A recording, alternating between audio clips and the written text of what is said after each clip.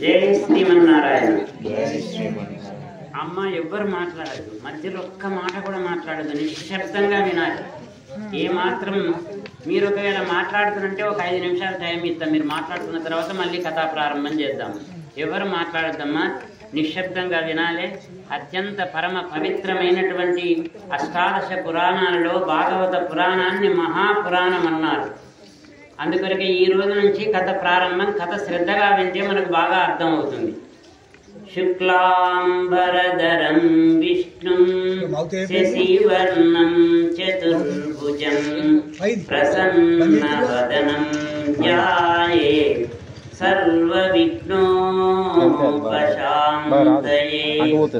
అగజానన పద్మార్కం గజాననమహర్నిశం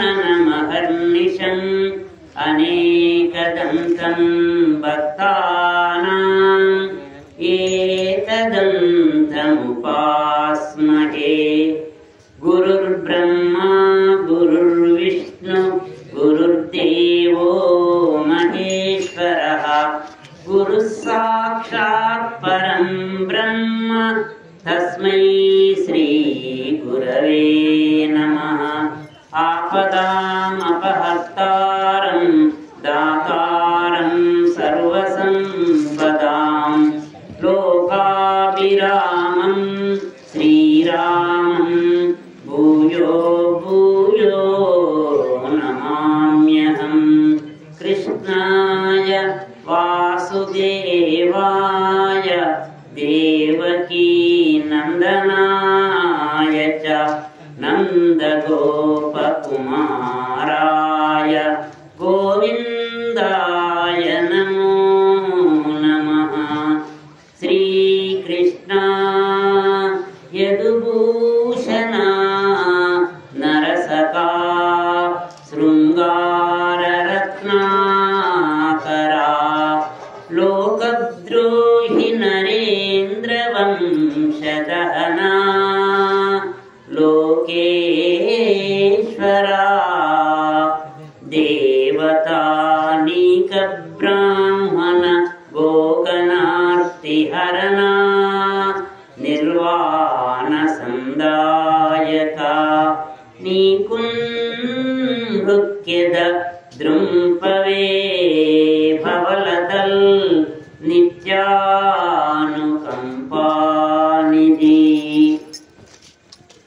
రామ నిన్నే నమ్మినానురా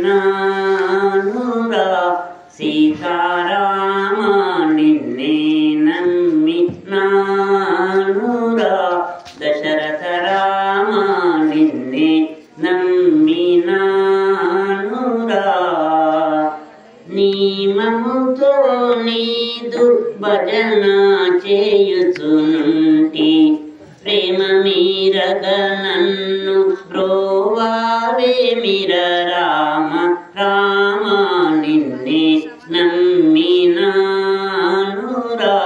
సీతారామ నిన్నే నమ్మినానురా. చక్కని దొరవంచు మక్కువతో నిన్ను చక్కని దొరవంచు మక్కువతో నిన్ను పెక్కుమారులు పిలువ పిలచిన పలుకవు రామ నిన్నే నమ్మినానురా సీతారామ నిన్నే నమ్మినానురా. చిక్కులు పెట్టెదవేరా నన్ను బ్రోవగ వేగమెరారా. చిక్కులు పెట్టెదవేరా నన్ను బ్రోవగ వేగమెరారా. చక్కనయ్య నీ నగుమోమును నాకొక్కసారి చూపించు రామ రామ.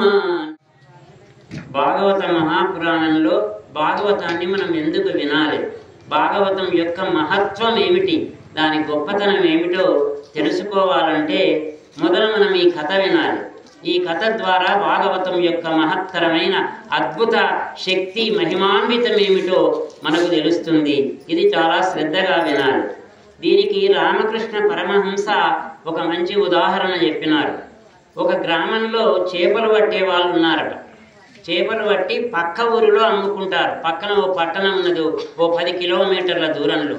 వాళ్ళు ప్రతిసారి చేపలు పట్టి బుట్టల్లో నింపుకొని ఆ పక్క ఊరికి వెళ్ళి అమ్ముకునే వాళ్ళట. ఒకరోజు శ్రావణ మాసం, వర్షాకాలం, చేపల బుట్టలన్నీ నింపుకున్నారు. వాళ్ళు పక్క పట్టణానికి వెళ్ళినారు అమ్ముకోవడానికి. సాయంకాలం ఆ చేపలు అమ్ముకునేటువంటి సమయంలో కొంచెం ఆలస్యం జరిగి కొంచెం లేట్ అయిందట. రాత్రి మళ్ళీ వాళ్ళ ఇంటికి వచ్చే అవకాశం లేదు. సాయంకాలం వర్షం ప్రారంభమైంది. మనకు సామెత ఉన్నది, సాయంకాలం వచ్చిన చుట్టం పోడు, సాయంకాలం వచ్చినటువంటి వర్షం కూడా తొందరగా పోదు అని. ఆ వర్షం తీవ్ర రూపం ధరించింది. బాగా వర్షం కురుస్తున్నది. బాగా వర్షం కురుస్తుంటే వాళ్ళు ఏం చేసినారంటే ఒక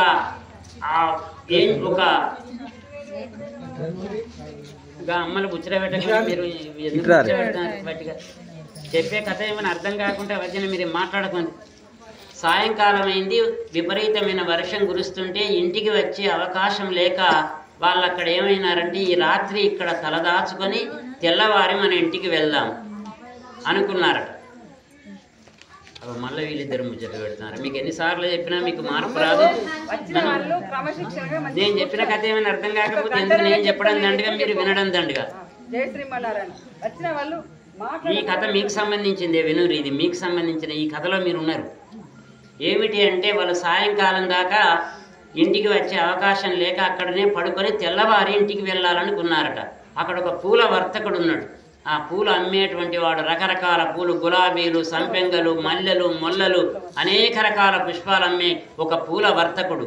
ఆయనను అడిగినారట, అయ్యా మేము ఇక్కడ పడుకొని తెల్లవారింటికి వెళ్తాం, మంచిది పడుకోమని చెప్పితే వాళ్ళందరూ ఆ చేపలు పట్టే వాళ్ళందరూ అందులో పడుకున్నారట. పడుకుంటే వాళ్ళకి ఆ పూల వాసనకు అసలే నిద్ర పట్టడం లేదు. పూల సువాసనకు ఎంత ప్రయత్నించినా నిద్ర రాకపోతే వాళ్ళు అప్పుడు ఆలోచించి చేసినట్టు 10 గంటలు 11 గంటల రాత్రి అయింది, నిద్ర రావడం లేదు. వెంటనే అందులో ఒకరు ఆలోచన చేసి ఆ ఏ చేపల బుట్టలు ఉన్నాయో అవి ముక్కు దగ్గర పెట్టుకుంటే వెంటనే గాఢ నిద్ర పట్టింది. చేపల కంపుకు అలవాటు పడిన వాళ్ళకు పూల సువాసన గిట్టలేదు. ఇక్కడ భగవంతుని కథ చెప్పేటప్పుడు మాట్లాడే వాళ్ళు కూడా ఈ తరహా మనుషులే. వాళ్ళ కథ మీద ఆసక్తి లేదు. ప్రాపంచిక జనుల యొక్క మళ్ళా ఆమె ఇట్ట చూపి మళ్ళీ మాట్లాడుతుంది. ప్రాపంచిక జనుల యొక్క విషయం ఎట్లా ఉంటుందంటే, ప్రపంచంలో ఉండే మానవాళి ఈ భగవంతుని ఒక్క కథ 1000 ఉపదేశాల పెట్టు అంటాడు. ఒక భగవంతుని కథ సారభూతం, ప్రపంచానికి సారం పరమాత్మ. ఆ పరమాత్మ ఒక్క కథ 1000 ఉపదేశాల పెట్టు అన్నారు. మానవుని తరింపజేసి మానవుని మనస్సులోని మాలిన్యాలన్నీ తొలగించి భగవద్భక్తిని కలిగించి భగవంతునితో అనుబంధం ఏర్పరిచి మోక్షాన్ని ఇచ్చేటువంటి మహాపురాణం భాగవతం. అందుకొరకే భాగవతం లోకహితం అన్నారు, ప్రపంచానికి హితాన్ని కలగజేసేది. దాన్ని వినాలంటే అందరికీ ఆసక్తి ఉండదు. అందుకొరకే జన్మాంతర సుకృతం ఉండాలి అంటాడు. జన్మాంతర కృతే పుణ్యం తథా భాగవతం లభేత్ అని మొట్టమొదటి చెప్పినాడు. ఏం మాట్లాడకుండా వింటే అది మనకు అర్థమవుతుంది. కనీసం 1, 2 అందులోని సారాంశం ఏమిటో తెలుస్తుంది. ఆ విషయం అందుకొరకే మీరు శ్రద్ధగా వింటేనే అర్థమవుతుంది. మీరు మాట్లాడదలుచుకుంటే నేనే ఒక 5 నిమిషాలు ఆగిపోతా, మీరు మాట్లాడిన తర్వాతే మళ్ళీ కథ ప్రారంభం చేద్దాం.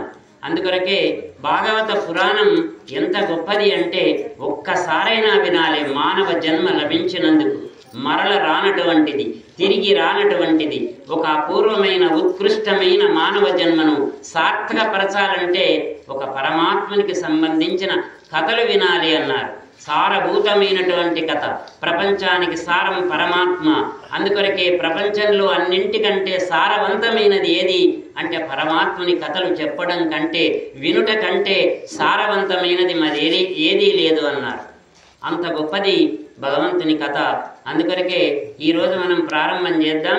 భగవంతుని కథ ఏ విధంగా ఉన్నది మీరు ఈ కథ వింటే అసలు ఈ కథలోని యొక్క ఈ భాగవతం యొక్క శక్తి ఏమిటి, భాగవతం మహత్వం ఏమిటి, దాని గొప్పతనం ఏమిటో మనం తెలుసుకుంటాం.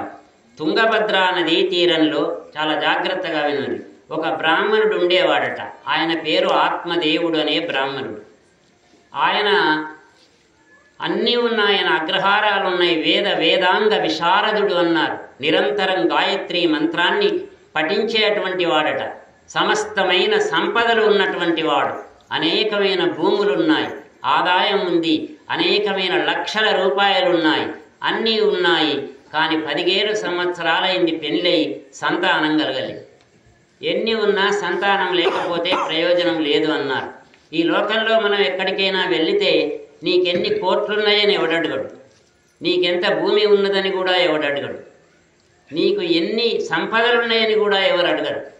నీకేమి ఉన్నది, నీకెన్ని లక్షలు ఎన్ని కోట్లున్నాయని అడగడు. నీకెంతమంది సంతానం అని అడుగుతారు, నీకు పిల్లలు ఎంతమంది అని అడుగుతారు. సంతానం లేదు, కోట్ల రూపాయలున్నాయి. ఇంత సంపద ఎవరి వశం అవుతుంది? నాకెవ్వరూ సంతానం లేకపోతే, దీనికి వారసులు లేకపోతే ఇదంతా వ్యర్థమైపోతుంది నా సంపద. విచారగ్రస్తుడైనాడు. అనేక వ్రతాలు, జపాలు, తపాలు అనేకం చేసినాడట. సంతానం కొరకు ఎన్ని చేయాలో అన్ని చేసినా సంతానం కలగపోతే నిరాశ చెంది మరణించాలనుకున్నాడు. ఈ ఆత్మదేవుడు అనే బ్రాహ్మణుడు చనిపోవాలని నిర్ణయం చేసుకున్నాడు. ఇక సంతానం లేదు, నేను బ్రతికి నిరర్థకం, వ్యర్థం, అందుకొరకే మరణమే శరణ్యం అనే స్థితికి వచ్చి ఒకనాడు దగ్గరలో ఉన్న ఒక అడవికి వెళ్ళినాడట. అడవికి వెళితే అడవిలో ఒక తటాకం, ఒక చెరువు ఉన్నది, ఒక సరస్సు లాంటిది. ఆ సరస్సులో పడి మరణించాలనుకొని అక్కడికి వెళ్ళి దాని ఒడ్డున కూర్చొని విచారగ్రస్తుడై, చింతాక్రాంతుడై, చాలా విచారంగా కూర్చొని ఉన్నాడట. దాని ఒడ్డున కూర్చొని ఉంటే వీని అదృష్టవశాత్తు అక్కడికి ఒక గొప్ప సన్యాసి వచ్చినాడు. బాగా తపశ్శక్తి సంపన్నుడు, మహోగ్రమైన తపస్సు చేసినటువంటి వాడు, ఒక మహానుభావుడు అక్కడికి వచ్చినాడు అనుకోకుండా. వస్తే ఆ సన్యాసి అడిగినాడు ఈయనను, ఎందుకింత విచారంతో కూర్చున్నావు? నీ ముఖం చూస్తే చాలా విచారంగా కనిపిస్తుంది, చాలా బాధతో ఉన్నట్టుగా ఉన్నావు, కారణం ఏమిటి అంటే ఈయన చెప్పినాడు, అయ్యా నాకు సంతానం లేదు, నేను ఇట్లా 15 సంవత్సరాలు పెళ్ళయింది, నేను ఎన్ని చేయాలో అన్ని చేసినా అయినా నాకు సంతానం కలగలేదు, అందుకొరకే నేను మరణించాలనుకుంటున్నా, ఆత్మహత్య చేసుకోవాలనుకుంటున్నా అంటే ఆ సన్యాసి చెప్పిండు, ఆత్మహత్య మహాపాపం, అన్ని పాపాల కంటే గొప్ప పాపం ఏమిటంటే తనను తాను చంపుకోవడం, అది పిరికివాని లక్షణం. ఎవడు ఆత్మహత్య చేసుకోవద్దు, ఆత్మహత్యను మించిన పాపం లేదు. నీకు సంతానం లేదంటున్నావు, పర్వాలేదు, నీకున్న సంపద అంతా మంచి కార్యాలకు, సత్కార్యాలకు వినియోగించమంటాడు. దేవాలయాలు కట్టించు, అనేకమైనటువంటి ఎంతోమంది పేదలకు దానం చేయి, నిరుపేదలకు దానం చేసి ఎంతోమంది ఆడపిల్లలు పెళ్లి చేయలేనటువంటి బాగా నిరుపేద స్థితిలో ఉన్నటువంటి వాళ్లకు పెళ్లి చేయి, అట్లా పుణ్యం కట్టుకో, నువ్వు బాధపడాల్సిన అవసరం లేదు అంటే వాడు ఒప్పుకోడు. ఈ బ్రాహ్మణుడు అంటాడు, అవన్నీ నేను ఏమీ చేయలేను, నాకు మీరు నీతులు హితోపదేశాలు ఏమి చెప్పకండి, నాకు మరణమే శరణ్యం, నాకు సంతానం కలక్కపోతే నేను చావడం ఖాయం అన్నాడు. అంటే వెంటనే ఆ తపశ్శక్తి సంపన్నుడైన సన్యాసి ఈయన జాతకం చూసినాడట. చూసి ఇప్పుడే కాదు ఇంకా 7 జన్మల దాకా కూడా నీకు సంతానం కలగదు అన్నాడు. ఈ జన్మలోనే కాదు ఇంకా 7 జన్మలెత్తినా నీకు సంతానం లేదు, సంతాన యోగం నీకు లేనే లేదు అంటే అప్పుడు ఇక నేను చావడమే ఖాయం అంటాడు. ఇక నువ్వు చనిపోకు, నేను నా తపశ్శక్తి ద్వారా నీకు నేను ఒక అద్భుతమైన ఒక ఫలాన్ని ఇస్తా, ఒక పండును. ఈ పండును తీసుకుని వెళ్ళి నీ భార్యకి ఇవ్వు, నీ భార్య ఈ పండు తింటే ఒక అద్భుతమైనటువంటి కుమారుడు పుడతాడు, మహాజ్ఞాన సంపన్నుడు, అపారమైన జ్ఞానం కలిగినటువంటి వాడు, ఉద్దండ పండిత ప్రకాండుడు, గొప్పవాడు, ఒక కొడుకు పుడతాడు నీకు. ఈ పండు తీసుకుని వెళ్ళి నీ భార్యకు ఇవ్వు. ఈ భార్య ఈ పండును తిని ఆమె మంచి నీతి నియమాలతో ఉండాలి, ఆమె మంచి ఈ నియమాలు కలిగి ఆమె ఉన్నట్టయితే ఆమెకు తప్పకుండా కుమారుడు పుడతాడు అని ఆ సన్యాసి చెప్పితే ఈయనకు చాలా సంతోషం కలిగింది.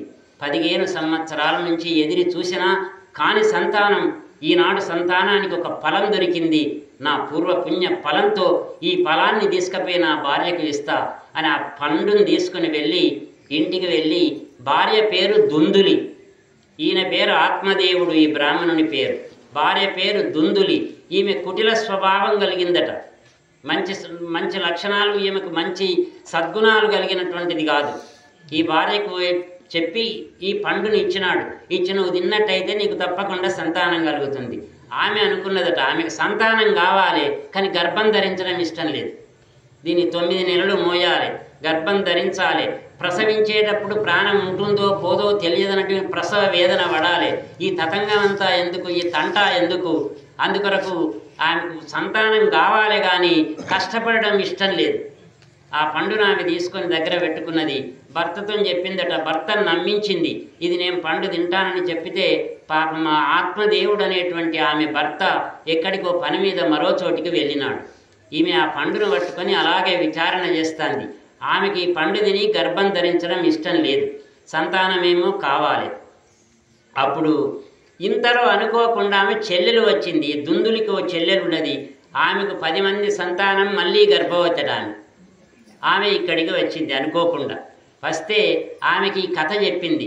చెప్పితే ఆమె అన్నది, నువ్వేం బాధపడకు, మేము చాలా నిరుపేద స్థితిలో ఉన్నాం, మాకేమీ లేదు, నాకు పుట్టినటువంటి బిడ్డను తీసుకొని నీకు వచ్చిస్తా, నువ్వు గర్భవతిలా నటించు, నీ భర్తకు తెలియకుండా లోపలన్నీ గుడ్డలు పెట్టి గర్భవతిలా నువ్వు నటిస్తే తప్పకుండా నువ్వు గర్భవతి అని నీ భర్త నమ్ముతాడు, నాకు పుట్టిన బిడ్డను వెంటనే తీసుకొని వచ్చి నీకు ఇస్తా అని చెప్పితే, అబ్బా ఎంత అదృష్టం నాకు అనుకున్నది. అనుకోకుండా నువ్వు ఈ రోజు నాకు అదృష్టవశాత్తు వచ్చినావు, చాలా సంతోషం అని అక్క చెల్లెళ్ళు ఇద్దరు కలిసి ఒక ప్రణాళిక వేసినారు.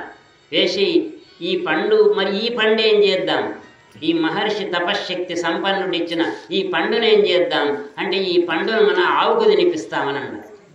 ఆ బ్రాహ్మణునికి ఆవు ఉంటే ఆ ఆవుకు తినిపిద్దామని వారు నిర్ణయం చేసుకున్నారు. వెంటనే ఈ ఒప్పందం జరిగింది. ఆ పండును తీసుకొని వెళ్ళి ఆ ఆవుకు తినిపించినారు. వీళ్ళకు ఆవు ఉన్నది.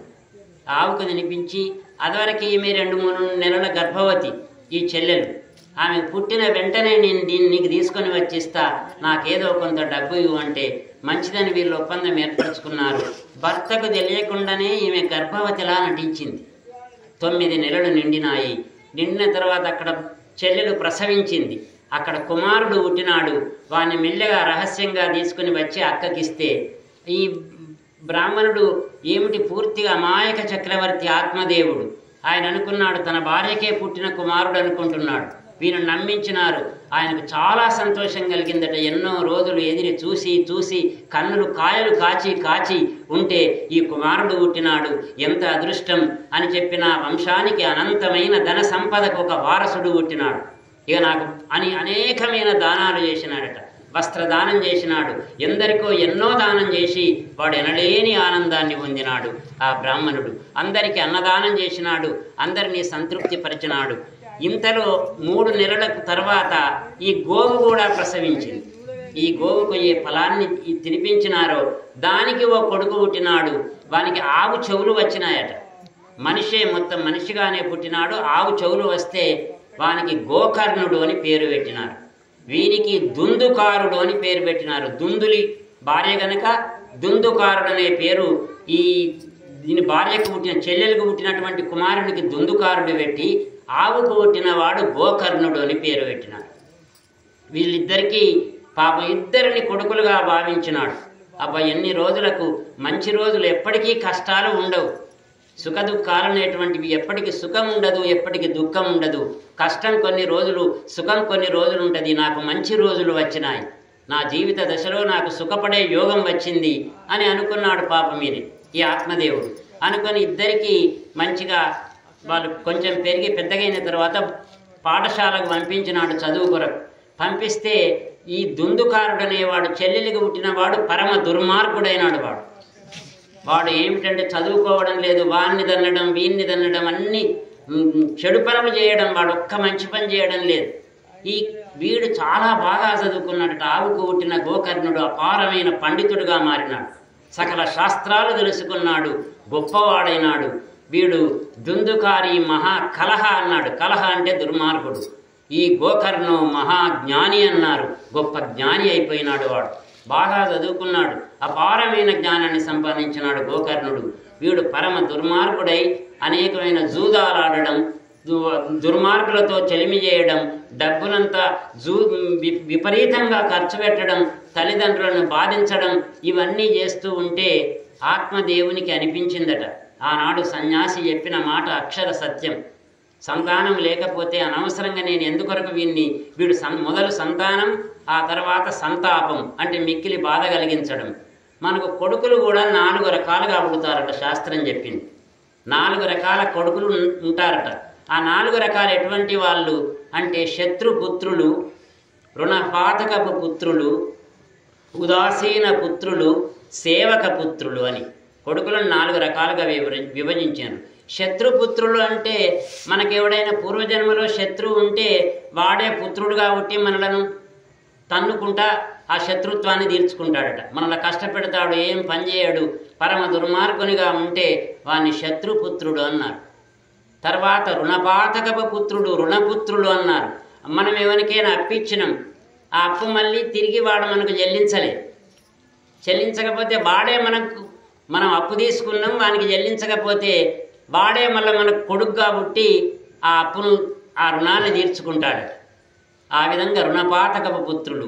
ఉదాసీన పుత్రులు అంటే వాడేం పట్టించుకోడట, ఇంటిలోని విషయం ఏం పట్టించుకోకుండా వాటికి జలసాగా తిరుక్కుంటూ డబ్బంతా దుర్వినియోగపరిచేవాడు. తల్లిదండ్రులను పట్టించుకోడు, ఎవరిని పట్టించుకోకపోయేవాడు ఉదాసీన పుత్రుడు.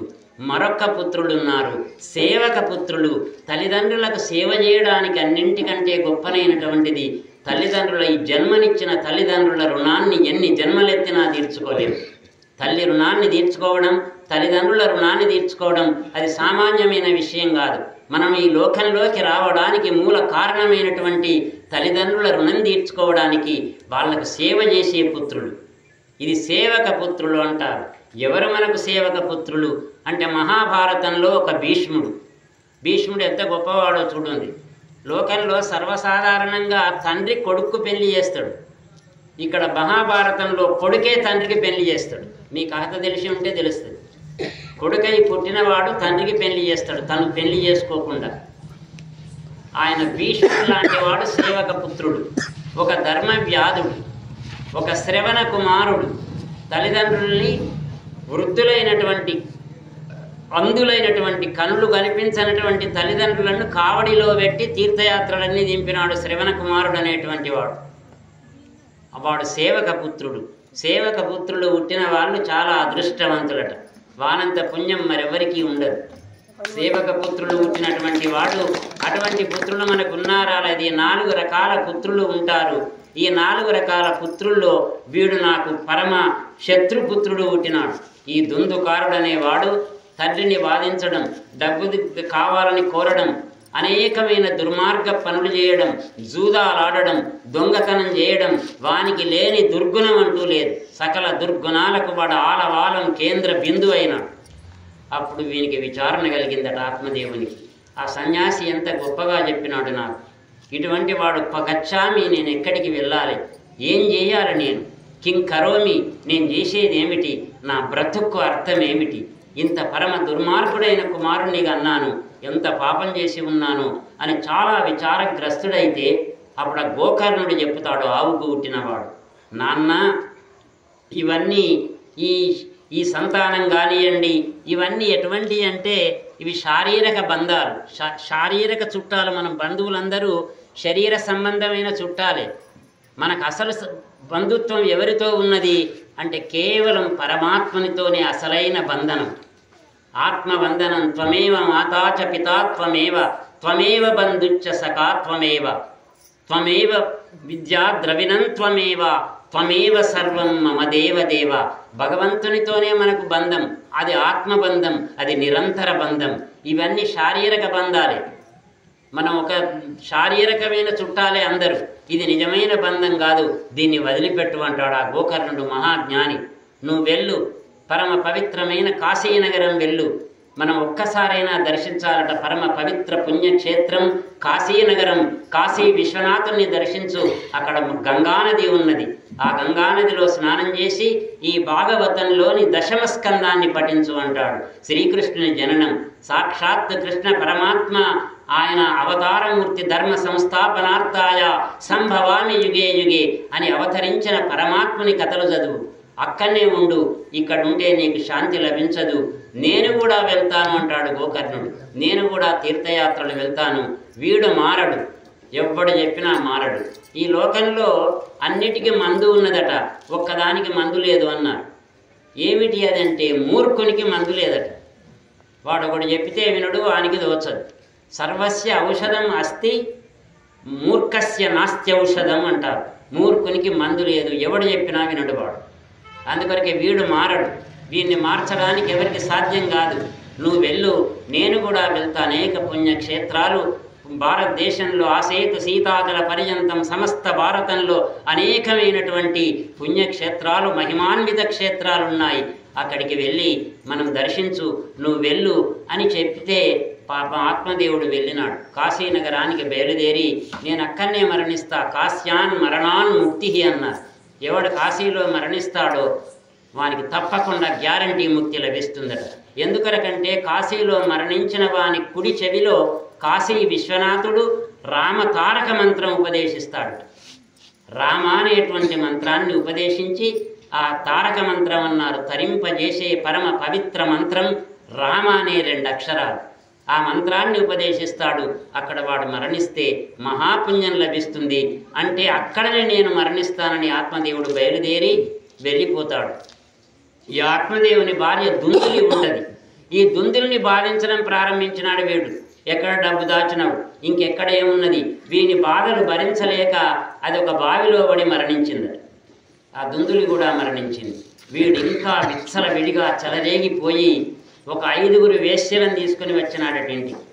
ఒక్కరు కాదు, ఇద్దరిని కాదు, 5 వేశ్యలను ఇంటికి తీసుకుని వచ్చి ఉన్న భూమి అంతా అమ్మి వేసినాడట. ఏమీ లేకుండా, సెంటు భూమి లేకుండా మొత్తం భూములన్నీ అమ్మినాడు. అమ్మి 5 వేశ్యలను పోషిస్తూ వాడి ఇంటి దగ్గర కాలక్షేపం చేస్తున్నాడు. ఈ విధంగా ఉండి మరి డబ్బు కావాలి, అనేకమైన దొంగతనాలు చేయడం ప్రారంభించినాడు. రాజుగారి కోశాగారాన్నే కొల్లగొట్టినాడు. రాజుగారి కోశాగారంలో కూడా దొంగతనం చేసినాడు. చేస్తే ఈ వేశ్యలు ఆలోచించినారట బాగా. వీడు దొంగతనాలు చెలరేగి మితిమీరి చేస్తాడు. ఏనాడైనా వీడు పట్టుబడితే మనలను కూడా తీసుకొని లోపల వేస్తారు. వీడిని బ్రతికి ఉండగానే చంపివేసి ఇంటిలో ఉన్నాయన్నీ మనం సర్దుకొని వెళ్ళిపోదాం అని ఈ 5 వేశ్యలు ఒక పక్కా ప్రణాళిక వేసినారట. ఒక ప్లాన్ వేసి ఓనాడు రాత్రి వీని మంచానికి బాగా కట్టివేసినారట. తాళ్లతో కట్టివేసి బాగా కొట్టినారు. కొట్టినా వీడు చావలే. పాపాత్ముడు తొందరగా చావడట.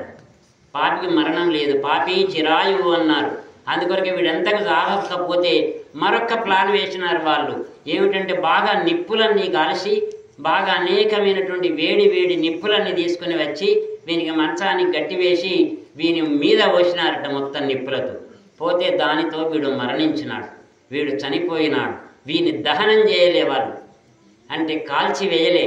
వీని ఇంటిలోనే అదే ఇంటి లోపల పేద గోతి తవ్వి అందులో పూడ్చివేసినారు. పూడ్చివేసి ఇంటిలోని ధనాన్నంతా వాళ్ళ 5 పంచుకొని వెళ్ళిపోయినారు. వెళ్ళిపోయిన తర్వాత వీడు ఒక ప్రేత రూపం ధరించినాడు. వీడు అనేకమైన పాపాలు చేసినాడు కనుక వీడు ఒక ప్రేతమైనాడు. ఒక దయ్యం, ఒక ప్రేతం లాంటి ఒక మహాభూతంలా మారినాడు. ఇక ఆ ఇంటి వైపు కూడా ఎవ్వరు రావడానికి భయపడుతున్నారట. వీడు రాత్రి వేళ అందరినీ భయపెట్టడం, అనేక అరుపులు అరవడం, కేకలు వేయడం ఆ ఇంటి దగ్గర. ఇక్కడ ఈ గోకర్ణునికి వార్త తెలిసింది. తన దుందుకారుడు చనిపోయినాడు, తనకు వరుసకు అన్నవితాడు. ఆ అన్నకు చనిపోయినాడు కాబట్టి గయలోపల శ్రాద్ధం పెడతాడు. గయా శ్రాద్ధం పెట్టితే వానికి ఉత్తమ లోకాలు చేకూరుతాయట, పుణ్యలోకాలు కలుగుతాయి. ఎవరైనా మన పెద్దలకు చనిపోయినటువంటి వారికి గయకు వెళితే అక్కడ విష్ణు పాదం ఉంటుంది. ఆ విష్ణు పాదం దగ్గర మనం ఈ తర్పణాలు ఇవ్వాలి, ఈ శ్రాద్ధం పెట్టాలి. ఆ గయ లోపల శ్రాద్ధం పెడతాడు పాపం గోకర్ణుడు ఈ అన్న పేరు మీద. ఇంకనేక పుణ్యక్షేత్రాలు తిరిగి ఎక్కడికి వెళ్ళినా వీని పేరు మీద అనేకమైనటువంటి తర్పణాలు, శ్రాద్ధాలు విడుస్తాడు. విడిచి వీడు ఏమనుకుంటాడు, అక్కడ పాపం ఆత్మదేవుడు కాశీ నగరంలోనే అక్కడనే ఉండి అక్కడనే మరణించినాడు. ఆ గంగానది తీరంలో మరణించి ఆయన ముక్తిని పొందినాడు. ఇక్కడ ఈ గోకర్ణుడు కొన్ని రోజులకు ఇంటికి వచ్చినాడు. ఎట్లా ఉన్నది అంటే తండ్రి చనిపోయినాడు, ఇంటికి పరిస్థితి ఏమిటి అని చెప్పితే ఇంటిలో ఏమీ లేదు, వాడంతా అమ్మినాడు, ఇల్లు పాడుబడిపోయింది. ఆ ఇంటి అరుగు మీద కూర్చున్నాడట. ఇంటి ముందు భాగంలో కూర్చుంటే ఈ ప్రేతమైపోయినటువంటి ఈ దుందుకారుడు ఒక పెద్ద నీడలా అటు ఇటు తిరుగుతూ కేకలు వేసి భయపెట్టేటువంటి దృశ్యం చూసినాడట. చూసిన చాలా గొప్పవాడు, మహాపండితుడు. అందుకొరకు ఆయన దగ్గర గంగా జలం ఉన్నది కమండలంలో. ఆ నీరు తీసి వానికి మాటలు రావడం లేదు, సైగలు చేస్తున్నాడట అన్ని. వాళ్ళు సైగల తీర ఒక నీడలా సైగలు చేస్తుంటే ఆ నీరు తీసి పైన జల్లితే వాడు చెప్పినాడు, ఎవరు నీవు అంటే, నేను నీ అన్నను దుందుకారుణ్ణి. ఈ విధంగా ప్రేతమైపోయిన అనేక పాపాలు చేసిన, నేను చేయని పాపం అంటూ లేదు. ఎన్ని పాపాలు అన్ని పాపాలు చేసి ప్రేత రూపం ధరించిన దీని నుంచి నాకు విముక్తి లభించు. ఏం చేస్తే నేను దీని నుండి విడుదలైతా, నన్ను దీని నుండి సత్వరంగా విడిపించు అంటే ఈయన మహాపండితుడు. అనేక రకాలుగా ఆలోచించినాడు. ఎంతోమంది యోగులు, గొప్ప తెలిసిన వాళ్ళు, పండితులందరినీ అడిగితే ఎవ్వరూ సరి అయిన సమాధానం చెప్పలేదట. వీడేం చేస్తే తొందరగా దీని నుంచి, ఈ ప్రేత రూపంలో నుంచి విడుదల పొందుతాడు. అప్పుడు ఆయన గాయత్రి మంత్రం చేస్తాడు కాబట్టి నిరంతరం సూర్యుణ్ణి అడిగినాడట. సాక్షాత్తు కనులు మూసుకొని ఆ సూర్య భగవానుడిని అడిగితే సూర్య భగవానుడు చెప్పినాడు, భాగవతాన్ని వినిపించు వీనికి. 7 రోజులు భాగవత సప్తాహం చేసి భాగవతంలోని కథలు వినిపిస్తే వీనికి ప్రేత రూపంలో నుండి విముక్తి లభిస్తుంది. అంతకు మించి మరో నాణ్యత, మరో పంత మార్గమే లేదు అంటాడు. నువ్వేం చేసినా వీనికి ప్రేత రూపం నుండి విముక్తి లేదు. ఒకే ఒక్క మార్గం, ఏకైక మార్గం, భాగవతాన్ని వినిపించాలి. 7 రోజులు భాగవతం వినిపిస్తే వీడు ఎలా వింటాడు అంటే, ఒక కంక బొంగు తీసుకొని రావాలన్నారు. 7 కనుపులు ఉన్న కంక బొంగు తీసుకుని వచ్చి అక్కడ పాతాలి. పాతినటువంటి దానిలో వీడు అందులో ప్రవేశిస్తాడు, ఈ ప్రేత రూపంలో ఉన్నవాడు. అప్పుడు 7 రోజులు భాగవతంలోని మొత్తం అన్ని కథలు, భగవద్భక్తుల కథలు, భగవంతుని అవతార అనంత కళ్యాణ గుణ విశేషాలు అన్నీ చెప్పితే వీనికి 7 రోజుల్లో ముక్తి లభిస్తుంది అని చెప్పి ఆ సూర్యుడు చెప్పితే, అప్పుడు ఈయన మహాపండితుడు గనక గోకర్ణుడే వెంటనే ఆ గ్రామంలోని వాళ్ళందరికీ తెలియపరిచి ఇట్లా పందిర్లు వేసి భాగవతం చెప్పడానికి ప్రారంభం చేస్తాడు. భాగవతం చెప్పే ముందు కంక బొంగు తీసుకుని వచ్చి పాతి అందులో వాడిని ఆవహింపజేస్తారు. ఆ దుందుకారుణ్ణి వాడు అచ్చందులో ప్రవేశిస్తాడు. భాగవతం ప్రారంభమవుతుంది. 7 రోజులు భాగవతాన్ని నిరాఘాటంగా, నిర్విరామంగా, ఏమాత్రం అలసట లేకుండా 7 రోజులు భాగవతాన్ని చెప్పితే ఒక్కొక్క రోజు జరిగిపోయిన తర్వాత ఒక కనుపు వగులుతుందట. ఆ 7 కనుపులు కలిగినటువంటి కంక బొంగు రోజొక్క కనుపు వలిగింది. 7 రోజులకు 7 కనుపులు వలిగిపోయి కంక బొంగు మొత్తం పగిలిపోతే అందులో నుంచి ఒక అద్భుతమైన, సుందరమైన, ఒక దివ్య ప్రకాశ రూపంతో ఈ దుందుకారుడు బయటికి వచ్చినాడు. వానికి ప్రేత రూపం నుండి విముక్తి లభించింది. వానికి ఒక విమానం వచ్చిందట వైకుంఠం నుండి. అప్పుడు తమ్మునికి నమస్కరించినాడు, వయసులో చిన్నవాడైన. ఇటువంటి భయంకర ప్రేత రూపంలో నుండి నాకు విముక్తి లభింపజేసినావు. ఇది ఏం చేసినా తీరదు నీ రుణం. దీనిలో నుండి నేను ఎన్ని సంవత్సరాలు ఈ ప్రేత రూపంలో బాధపడేవాన్ని నాకు విముక్తి కలిగించినావు. పరమ పవిత్రమైన భాగవతాన్ని వినిపించి నా జన్మను చరితార్థం చేసినావు అని 2 చేతులు జోడించి నమస్కరించి ఆ విమానంలో కూర్చొని వాడు వైకుంఠం వెళ్ళిపోయినాడట. మరి ఆ గ్రామస్తులో చాలామంది విన్నారు. వాళ్ళందరికీ ఎందుకు రాలేదు భాగవతం, వీనికి ఒక్కనికి ఎందుకో ఆ విమానం వచ్చింది అని ప్రశ్నించినారు. అక్కడ ఇతనే ప్రశ్నించినాడు. గోకర్ణుడి అడిగినాడు. అడిగితే వినడంలో తేడా ఉన్నది అన్నాడు. వాడు అందులో కూర్చొని ఆకలి దప్పులు మరిచిపోయి కేవలం భాగవతమే విన్నాడు. ఏకాగ్రమైన చిత్తంతో, భక్తితో విన్నాడు. భక్తితో విన్ని శ్రద్ధతో వింటే ఇది జరిగి తీరుతుంది. భక్తి శ్రద్ధలు లేకపోతే ఏది జరగదు. వాళ్ళు ఇక్కడ సగం, మనం మనిషి ఇక్కడనే ఉంటాడు, మనస్సు ఎక్కడనో ఉంటుంది. మనస్సు మరో చోట, మనిషి దేహం ఇక్కడ ఉంటే వానికి సగం ఆ విధంగా వింటే ఆ వినడంలో, అందుకరికే మొట్టమొదటిదే నవవిధ భక్తుల్లో శ్రవణం అన్నారు. అది ప్రథమం, ప్రధానమైనటువంటి శ్రవణం అంటే వినడం. భగవంతుని కథలు వినాలి అట. ఎట్లా వినాలి? ఇల్లు మరచి, ఒళ్ళు మరచి, సర్వాన్ని మరచి వినాలట. ఏకాగ్రమైన చిత్తంతో వినాలి. ఎవ్వరితో మాట్లాడద్దు. ఇప్పుడు మీరు రోజు చూసుకున్న వాళ్ళే, వాళ్ళు వచ్చిన తర్వాత వాళ్ళని పలకరిస్తాను. మీరు ఏమన్నా కొత్తగా చూసింది కదా, ఏం సంగతి అని ముచ్చట్లు పెడతాను. ఇది మీరు ఏకాగ్రంగా విన్నట్టు లెక్క లోపలికి రాదు. దీనికి ఒక మంచి ఉదాహరణ ఉన్నది. ఆ ఉదాహరణ చెప్పి ఈరోజు మనం పూర్తి చేద్దాం. మీరున్నట్టు ఇందులో ఏం చెప్తున్నానంటే, ఏకాగ్రమైన శ్రవణంతో వినాలి అన్నారు. చాలా శ్రవణంతో వినాలి అంటే ఎంత మనస్సును కేంద్రీకృతం చేసి వినాలో దీనికి మంచి ఒక ఉదాహరణ చెప్పినారు. ఒక గ్రామంలో ఒక హై స్కూల్ ఉన్నదట, 10వ తరగతి దాకా ఉన్నది. అది నడి బొడ్డున ఉన్నదట హై స్కూలు. ఆ హై స్కూల్ ప్రక్కన ఒక రైతు ఇల్లు ఉన్నది. ఆ రైతు బర్రె ప్రొద్దున పాలు ఇవ్వకపోతే రైతు ఆ బర్రెని ఇంటి దగ్గరనే ఉంచి దాన్ని కొంచెం సేపైనక తవుడు కుడిది గడ్డి పెట్టి 10 గంటలకు పాలు విండాలని ఒక పథకం ఆలోచన పెట్టుకున్నాడు. కరెక్ట్ 10 గంటలైంది. దానికి తవుడు బాగా గడ్డి తినిపించినాడు. మళ్ళీ వేసి 10 గంటలకు పాలు విండడానికి ప్రారంభం చేసినాడు. ఆ పాలు విండే సమయంలో స్కూల్ ప్రారంభమైంది. ఫస్ట్ పీరియడ్ ప్రారంభమైతే మొట్టమొదటి పీరియడ్లో ఒక 10వ తరగతి లోపల ఒక చరిత్ర చెప్పే ఉపాధ్యాయుడు వచ్చి మొఘలు చక్రవర్తి అయిన హుమాయూన్ను గురించి చెప్తున్నాడు. బాబర్ కుమారుడు అక్బర్ తండ్రి హుమాయూన్ అనేటువంటి వాడు. ఆ హుమాయూన్ను గురించి చెబుతూ ఉంటే ఒక పిల్లవాడు కిటికీలోకి వెళ్ళి ఈ రైతు అదే సమయానికి పాలు పితుకుతూ ఉంటే ఆ బర్రె ఎగురుతున్నది, సరిగా పాలు ఇవ్వడం లేదు. అదే దృశ్యాన్ని చూస్తున్నాడు. వీని దృష్టంతా దాని మీదనే ఉన్నాడు. అప్పుడు ఉపాధ్యాయుడు గమనించి వాడిని లేపి అడిగినాడట. ఏమని అడిగినాడు? హుమాయూన్ పరిపాలించంగా ఏం జరిగింది అని అడిగినాడు. అడిగితే వాడు లేచి బర్రె దందామని చూసింది సార్. ఆ బర్రె పాలు విండేదే చూస్తాడు. వాడు మొత్తం నిండిపోయింది వాని మనస్సు లోపల. కేవలం వాడు క్లాసులోనే ఉన్నాడు కానీ వాని దృష్టి అంతా దాని మీద కేంద్రీకృతమై ఉన్నది. ఆ బర్రె ఎగిరే దృశ్యాన్ని చూసినాడు. అదే జవాబు చెప్పినాడు వాడు. వాని క్లాసులో ఉన్న భౌతికంగా ఇక్కడ ఉన్న ఎవరైతే మానసికంగా ఏకాగ్రమైన చిత్తంతో వినలేదో వాళ్ళకు ఆ ఫలితం చేకూరదు అన్నారు. ఇక్కడ భౌతికం కాదు, కేవలం మానసికంగా ఉండాలి, సర్వాన్ని మరిచి వినాలి అన్నారు. పురాణం అంటేనే ఇల్లు మరచి ఒళ్ళు మరచి ఏకాగ్రమైన చిత్తంతో వినాలి అన్నాడు. ప్రక్కన ఏం జరుగుతుందో కూడా తెలియనటువంటి పారవశ్య స్థితిలో భూమికలో ఈ పురాణం వినాలి. భాగవతం అంత గొప్ప పురాణం.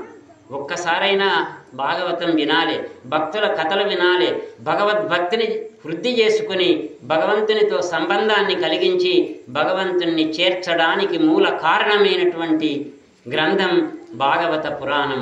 అందుకరికే భాగవతం లోకహితం అన్నారు. ప్రపంచ సమస్తమైన ప్రపంచానికి హితాన్ని చేకూర్చేటువంటి ఒక ఉత్కృష్టమైనటువంటి గ్రంథం భాగవత పురాణం. అది వింటే చాలు జన్మ చరితార్థమవుతుంది. కానీ సాధారణంగా లోకులంతా ఏ విధంగా ఉంటారు మనుషులు అంటే ఈ లౌకిక సుఖాలకే ప్రాధాన్యత ఇస్తారట. లౌకికమైన ఇక్కడి సుఖాలకే ఎక్కువ ప్రాధాన్యత ఇచ్చేవాళ్ళు, ఈ లౌకిక విషయాలే మాట్లాడేవాళ్ళు, ఇటువంటి వాళ్ళే చాలామంది ఉంటారు. దీనికి ఒక మంచి ఉదాహరణ ఇచ్చిన ఒక గ్రామంలో ఒక మంచి విష్ణు భక్తుడు ఉండేవాడట. భగవంతుని కీర్తనలు పాడుతూ భగవద్భక్తిని కలిగించడం వాని పని. ప్రతి ఏ ఊరికి వెళ్ళినా వాడు తెల్లవారేదాకా కీర్తనలు వాడేవాడట. భగవంతుని గురించి పాటలు వాడేవాడు, భగవంతుని గురించి కీర్తించేటువంటి వాడు. ఆయన ఎక్కడికి వెళ్ళినా ఆయన ఆహ్వానించేవాళ్ళట. అయ్యా మా ఊరికి రండి, మీ మంచి పాటలతోని మాకు భగవద్భక్తిని కలిగించండి అంటే వాడు ఊరికి వెళ్ళినాడట. ఆ మంచి కీర్తన పరుడైన విష్ణు భక్తుడు ఒక ఊరికి వెళితే ఆ ఊరంతా వచ్చిందట. అప్పుడు ఈ టీవీలు సీరియళ్ళు ఇవన్నీ లేవు కనుక ఊరంతా మొత్తం ఏకమై ఒక్క చోట చేరితే ఈయన రాత్రి 10 గంటలకు ప్రారంభం చేసినాడు. భగవంతుని యొక్క భక్తి గీతాల ప్రారంభన జరిగింది. ఊరంతా వచ్చింది కనుక చాలా సంతోషించినాడట. ఆయన మైమరచి ఆ భగవంతుని కీర్తనలు వినిపించేవాడట.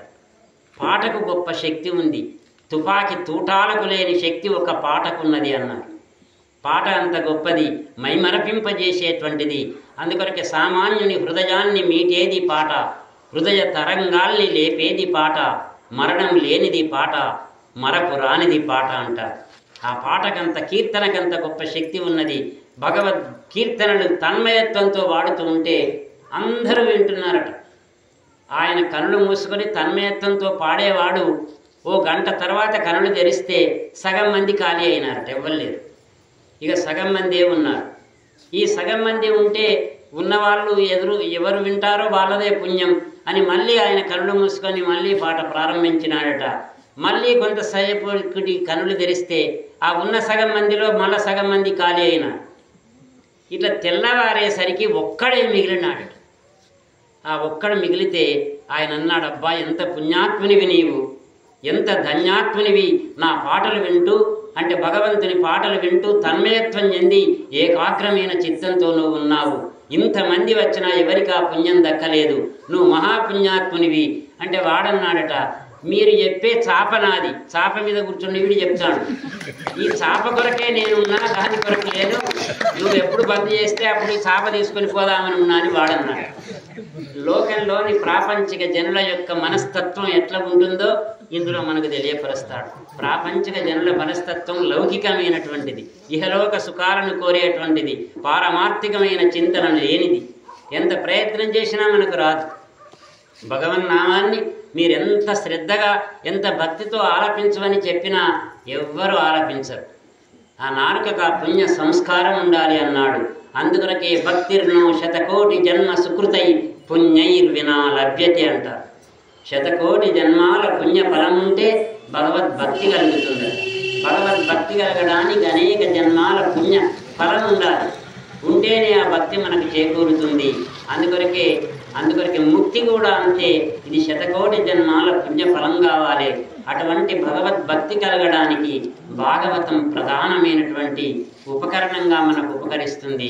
భాగవతంలో అనేకమైన భక్తుల చరిత్రలు ఉంటాయి, 1, 2గా. ఒక నారదుడు, ఒక ధ్రువుడు, ఇట్లా ఎంతోమంది చరిత్రలు మనకు అడుగడుగునా కనిపిస్తూ ఉంటాయి. అందుకొరకే ఈ భాగవతాన్ని వ్రాసింది వేదవ్యాస మహర్షి. ఆయనే 18 పురాణాలు రాసినాడు, 18 పురాణాలు రాసి ఆఖరకు భాగవతం రాసినాడు. భాగవతం తర్వాత మరేమీ రాయలేదు, చివరి రచన ఇది. దీనితో శాంతి పొందినాడు. ఆయనకు 17 పురాణాలు రచించిన ఆయనకు అశాంతి కలిగింది. ఏదో కొరత, ఏదో లోటు, ఏదో ఆయన మనస్సులో ఏదో ఒక బాధ కలిగిందట. విచారగ్రస్తుడై ఉంటే ఆయన దగ్గరికి నారదుడు వస్తాడు. నువ్వు ఇంత గొప్పవానివి, 18 పురాణాలు రాసినావు, మహాభారతం రాసినావు, ఇంత గొప్పవానివి, నీకెందుకు విచారగ్రస్తునివై ఉన్నావు, నీ చింతకు కారణం ఏమిటి అంటే ఆయన చెప్పుతాడు. నా చింతకు కారణం ఏమిటి అంటే నేను ఇన్ని పురాణాలు రాసిన పంచమ వేదం అనే పేరు కలిగిన మహాభారతాన్ని వ్రాసినాడు. అందులో చెప్పని అంశం అంటూ లేదు, అనేకమైనటువంటి అంశాలు అందులో చెప్పినాడు. ఎన్నో ధర్మాలు, నీతులు సమస్తం చెప్పిన నీకెందుకింత విచారగ్రస్తుడవేనావు, నీ చింతకు కారణం ఏమిటి అని అడిగితే వేదవ్యాసుడు చెప్తాడు. ఏమిటి అంటే నాకెందుకో ఏదో ఒక కొరత కనిపిస్తుంది నా మనస్సులో, ఏదో ఒక బాధ, నాకు ఏమిటో తెలియని అవ్యక్తమైనటువంటి బాధ నన్ను చాలా బాధ పెడుతుంది. దీనికి కారణం ఏమిటి అంటే అప్పుడు నారదుడు చెప్పుతాడు, నువ్వన్ని కథలు రాసినావు, అన్ని ధర్మాలు చెప్పినావు, కానీ భగవంతుని అనంత కళ్యాణమైనటువంటి అవతార గుణాలను, విశేషాలను నువ్వు చెప్పలేదు. ఇతరం ఎన్ని చెప్పినా, ఎన్ని నీతులు చెప్పినా, ఎన్ని ధర్మాలు చెప్పినా, ఈ లోకంలోని అనేక అంశాలు చెప్పినా భగవంతుని కథలు చెప్పకపోతే భగవంతుని కథ ఎంత గొప్పది అంటే 1000 ఉపదేశాల పెట్టు అన్నాడు. ఒక్క కథ అంత గొప్పనైనటువంటిది, ఆ కథ చెప్పలేదు, భగవంతుని కథలను వర్ణించలేదు గనక నీకు ఈ చింత మొదలైంది అని చెప్పి అప్పుడు నారదుడే అంటాడు. ఏమిటి అంటే అంచితమైన ధర్మచయమంతయు చెప్పితి బంధులోన హింసించుకగాని విష్ణు కథలేర్పడజెప్పవు. అనేక ధర్మాలను చెప్పినారు, ఎన్నో విషయాలు చెప్పినారు. అందులో ఇంచుక అంటే ఏ కొంచెమైన విష్ణు కథలను చెప్పలేదు, భగవంతుని అవతార గుణాలను గురించి వర్ణించలేదు. ధర్మముల్ ప్రపంచించిన మెచ్చుని గుణ విశేషములెన్నినగాక నీకు నీ కొంచెము వచ్చుటెల్ల హరిగోరి నుతింపమి ఆర్య సన్నుత. ఓ ఆర్య పూజిత, ఓ వేద వ్యాస మహర్షి, నువ్వు సామాన్యమైనటువంటి వారివి కాదు, సాక్షాత్తు భగవంతుడే, ఆయన ఒక అవతారమే అంటారు. వేద వ్యాస మహర్షి భగవంతుని ఒక అవతారం లాంటి వాడు. అంత గొప్పనైనటువంటి వానివి నువ్వు భాగవతాన్ని, భగవంతుని కథలను గురించి చెప్పలేదు, అందుకొరకే నీకు ఈ కొరత ఏర్పడింది. నీ కొరతకు కారణం నువ్వు భగవంతుని కథలు చెప్పలేకపోవడం. వట్టి ధర్మాలు చెప్పి, వట్టి నీతులు చెప్పి, లోక రీతులు చెప్పితే లాభం లేదు అని నువ్వు భాగవతాన్ని రాయాలి. అందుకొరకే వేద వ్యాస మహర్షి చేత భాగవతం రాయించింది నారదుడే. వాల్మీకి మహర్షి చేత రామాయణం రచింపజేసింది నారదుడే. మనకు రామాయణం అంటే రామ, భాగవతం అంటే కృష్ణ. మనం ఈనాడు రామ కృష్ణ అని అనుకుంటున్నామంటే కారణం నారదుడే. నారదుని చేయబట్టే రామాయణం వచ్చింది. నారదుని ప్రేరణ ద్వారానే మనకు భాగవతం వచ్చింది. ఈ భాగవత రామాయణాలు రావడానికి ముఖ్య కారకుడు, ప్రేరకుడు నారద మహర్షి. అందుకరికే నారదుడు చేసే పని ఏమిటి అంటే హిందీలో చెప్పినారు, ఆయన నిరంతరం నారాయణ నామ స్మరణ చేస్తూ తిరుగుతూ ఉంటాడట. నారాయణ అనే 4 అక్షరాలలో 4 వేదాల సారం ఉన్నది, చతుర్వేద సారం ఉన్నది నారాయణుడు. ఆ నారాయణ నామ స్మరణ నిరంతరం చేస్తూ ఈ లోకమంతా తిరుగుతూ ఉంటాడు. గాతే గాతే ఫిర్నా, ఫిరితే ఫిరితే గానా అని హిందీలో చెప్పినారు. తిరుగుతూ తిరుగుతూ పాడడం, పాడుతూ పాడుతూ తిరగడం నారదుడు చేసే పని. నిరంతరం సతత నారాయణ శబ్దమప్ప అంటాడు. నారదుని వీణ నిరంతరం నారాయణ అని పలుకుతుంటుందట. దాన్ని మీటాల్సిన అక్కర లేదు, అదే పలుకుతుంటుందట నిరంతరం నారాయణ నారాయణ. ఎల్ల వేళల సర్వవేళ సర్వకాల సర్వావస్థలలో నారాయణ శబ్దం పలుకుతూ ఉంటుంది. సతత నారాయణ శబ్దమప్ప అని భాగవతం చెప్పింది. అటువంటి పవిత్రమైన నారాయణ శబ్దంతో నిరంతరం అది మ్రోగుతూ ఉంటుంది, ఈ లోకాలను పునీతం చేస్తుంటుంది అంటాడు. పుట్టుకనే పునీతం చేసే పరమ పవిత్ర నామం నారాయణ నామం. నారాయణ స్మరణ అది భగవద్భక్తిని కలిగించేటువంటిది. అది నారదుడు చేసే పని. నారదుని ద్వారా ఈ భాగవతం రాసినాడు వేదవ్యాస మహర్షి. ఇందులో పరీక్షిత్తు కథ, ఇంకా అనేకమైనటువంటి కథలున్నాయి.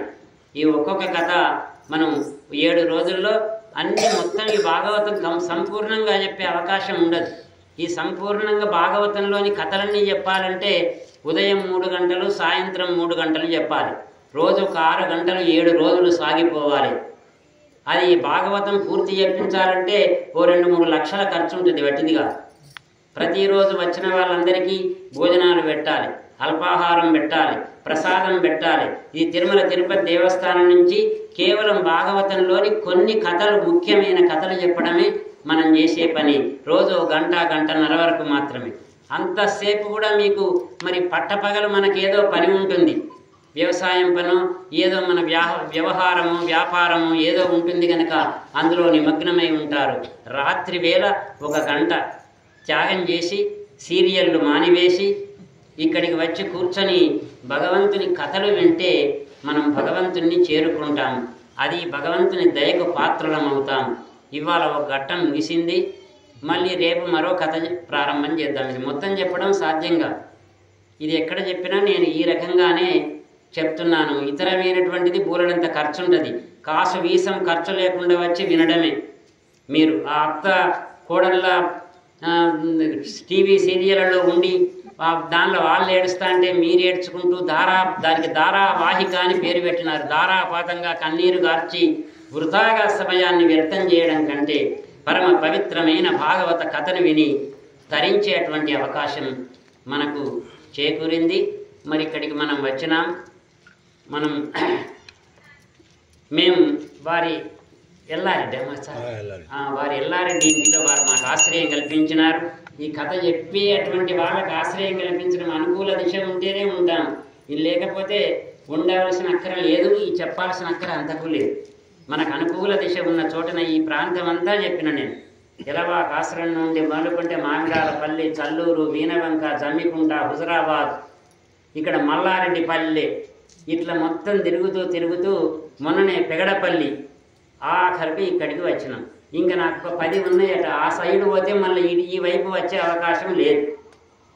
ఈయన ఒకటి పూర్తి చేసుకొని ఇక్కడ నుంచి కృష్ణ భగవానికి జై గోపాలకృష్ణ భగవానికి జై గోపాలకృష్ణ భగవానికి ఏడుకొండలవాడ వెంకటరమణ ఆపదముక్కులవాడ అనాథ రక్షక గోవింద గోవింద. చప్పట్లు కొట్టుకుంటే చాలా మంచిది. ఇవ్వండి.